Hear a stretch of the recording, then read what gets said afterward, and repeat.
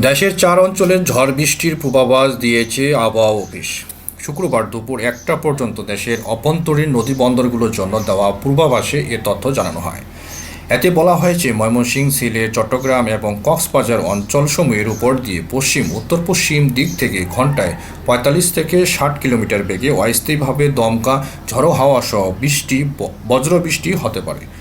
পূর্বাভাসে এসব এলাকার নদীবন্দর সমূহকে 1 নম্বর, আমি আবার বলছি, নম্বর সতর্ক সংকেত দেখাতে বলা হয়েছে।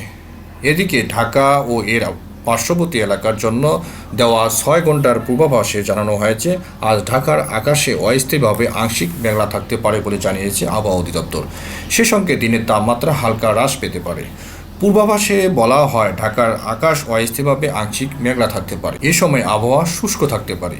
দিনের তাপমাত্রা হালকা হ্রাস পেতে পারে। আগামী 24 ঘন্টায় রাজধানীতে বৃষ্টির সম্ভাবনা রয়েছে। এই অবস্থায় দক্ষিণ পশ্চিম দিক থেকে ঘন্টায় 10 থেকে 15 কিলোমিটার বেগে বাতাস প্রবাহিত হতে পারে।